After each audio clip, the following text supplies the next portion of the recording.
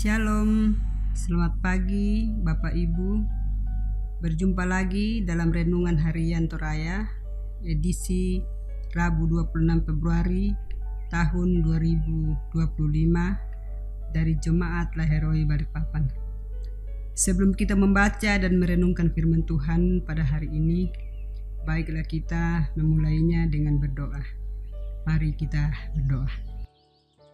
Segala puji dan syukur ya Tuhan kami angkat padamu pada pagi hari ini, di mana kasih dan pertolongan Tuhan boleh kami alami dalam sepanjang kehidupan kami.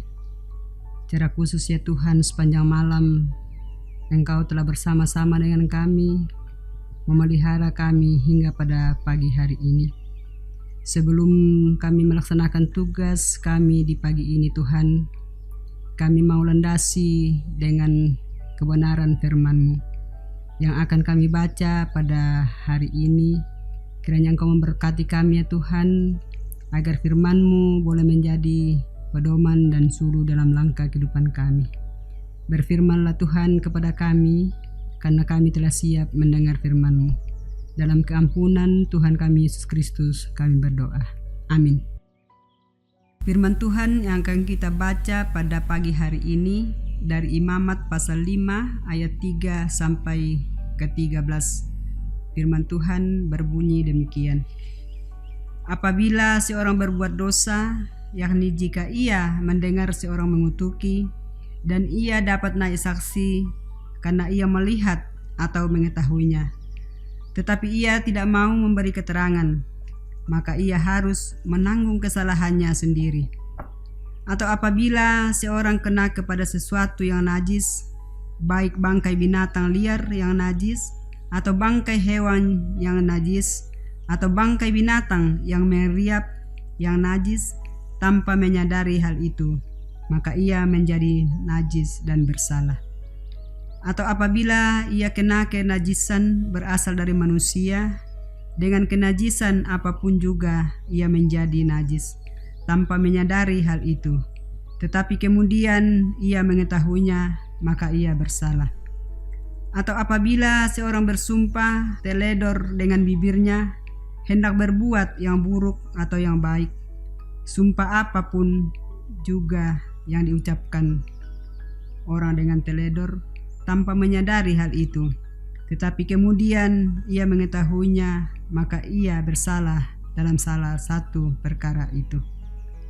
Jadi apabila ia bersalah dalam salah satu perkara itu, haruslah ia mengakui dosa yang telah diperbuatnya itu. Dan haruslah ia mempersembahkan kepada Tuhan sebagai tebusan salah karena dosa itu seekor betina dari domba atau kambing, menjadi korban penghapus dosa. Dengan demikian, imam mengadakan pendamaian bagi orang itu karena dosanya. Tetapi jikalau ia tidak mampu untuk menyediakan kambing atau domba, maka sebagai tebusan salah karena dosa yang telah diperbuatnya itu, haruslah ia mempersembahkan kepada Tuhan 2 ekor burung tekukur atau 2 ekor anak burung merpati, yang seekor menjadi korban penghapus dosa dan yang seekor lagi menjadi korban bakaran. Haruslah ia membawanya kepada imam, dan imam itu harus lebih dahulu mempersembahkan burung untuk korban penghapus dosa itu. Dan haruslah ia memulas kepalanya pada pangkal tengkuknya, tetapi tidak sampai terpisah. Sedikit dari darah korban penghapus dosa itu haruslah dipercikannya ke dinding mezbah, tetapi darah selebihnya haruslah ditekan keluar pada bagian bawah mezbah. Itulah korban penghapus dosa.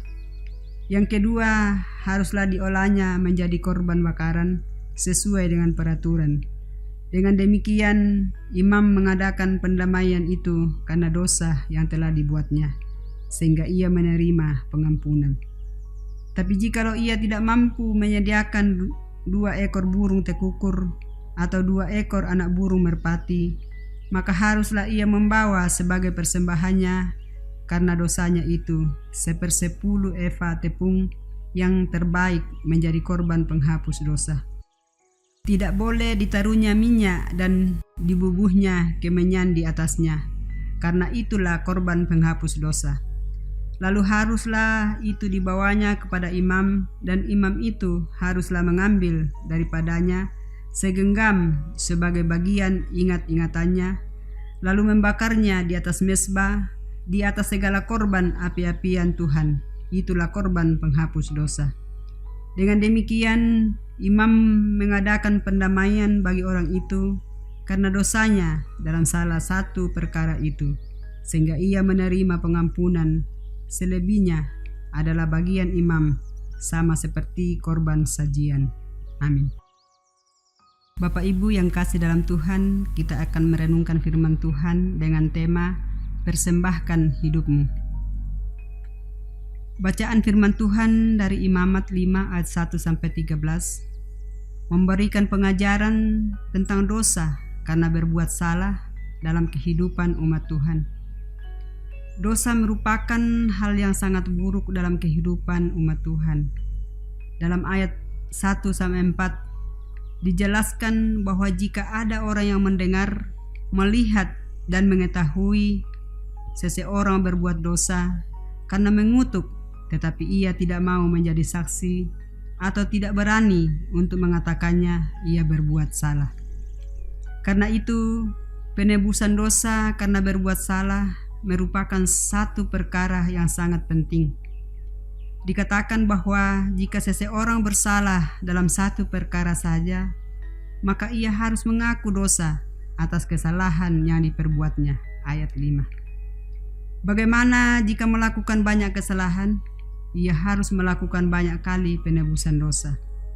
Bagaimana melakukan penebusan dosa akibat kesalahan yang diperbuatnya?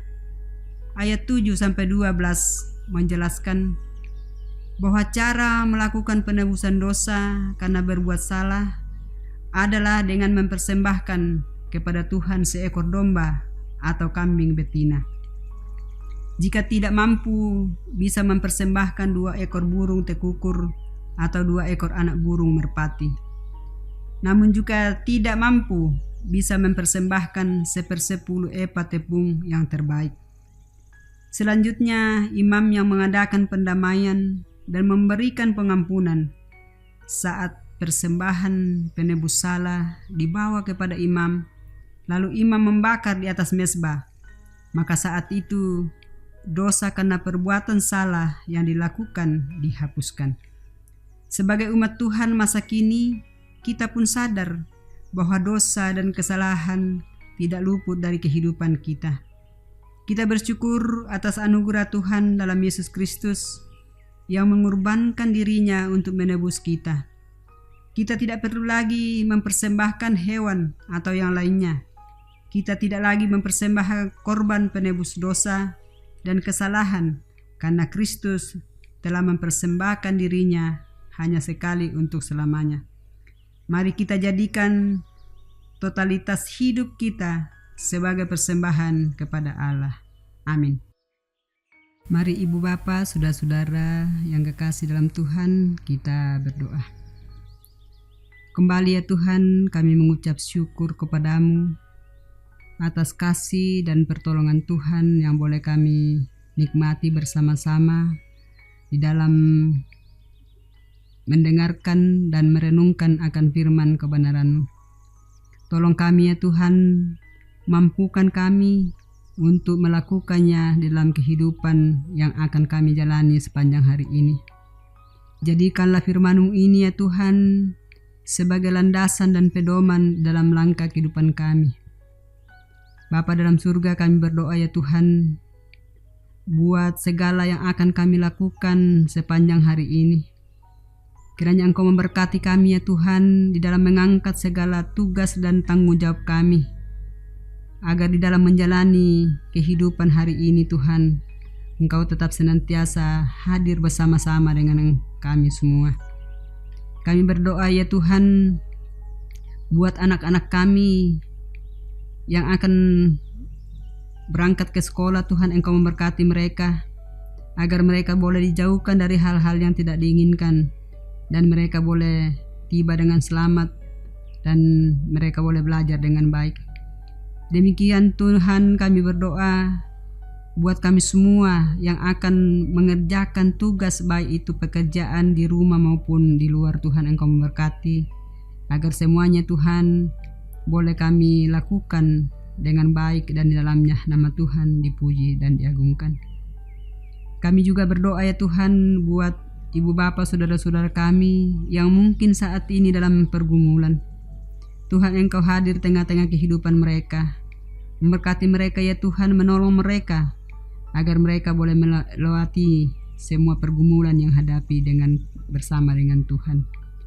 Kami juga berdoa buat sidang jemaat Tuhan yang mungkin pada saat ini sedang dalam kelemahan tubuh karena sakit, baik yang ada di rumah maupun yang di rumah sakit. Tuhan, kiranya Engkau memberkati apa yang mereka lakukan, apapun ya Tuhan yang mereka butuhkan. Tuhan, kiranya Engkau hadir di tengah-tengah kehidupan mereka, memberikan kekuatan, memberikan kesembuhan kepada mereka. Bapa dalam surga, kami juga berdoa ya Tuhan buat pembangunan gedung gereja pada saat ini.